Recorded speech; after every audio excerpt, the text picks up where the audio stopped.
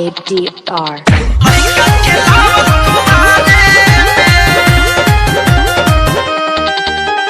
शादी से पहले ना बाके हो छुअले भाग से बड़ा सामान ऐसन पवले एकदम पूरा कागज बनी हो।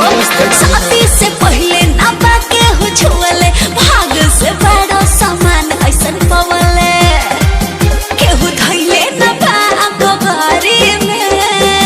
अरे देखई में लागत है सब जानता नी हम तोरा बारे में रोले लइका खेलावत तुम्हारे एकदम गलत बात है। हो सब जानता नी हम तोरा बारे में रोले लइका खेलावत तुम्हारे में। ये क्या बोल रहे हैं? हमको कुछ समझ में नहीं आ रहा है। हर जो सच्चाई को बतावत है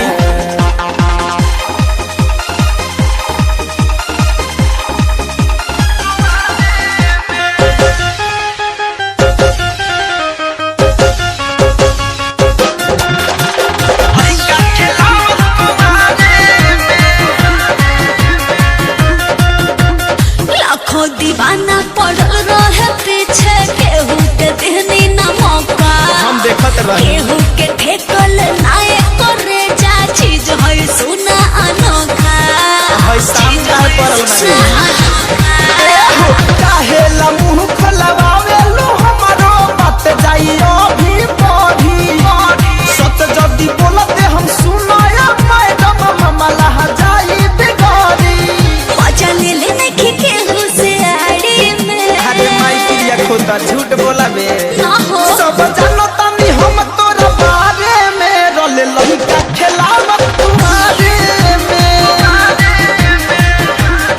हो सब जानता नी हम तोरा बारे में रोले लइका खेलावत तुम्हारे में। सुनिए एक बार इस्तेमाल कीजिए फिर विश्वास कीजिए है ना। अरे तू भाई साबुन अंडा की तरह के इस्तेमाल करी बाद में विश्वास करिया। ADR लइका खेलावत तुम्हारे नइखे भरोसा तहरा पर हमके त चली के मेडिकल करावो। अब उहे दिन आ गई तो सुना तोहू पटेल जी झूठ के न लाछन लगावो। हम लगावत अब तो विश्वास कीजिए। यारे राहुल धनंजय धड़कन के संगे कोई बेरे रोलू धराई एही से रहे मोबाइल के संगे देहिया तोरो फुराई। कमी कैला ना इज्जत उतारे में।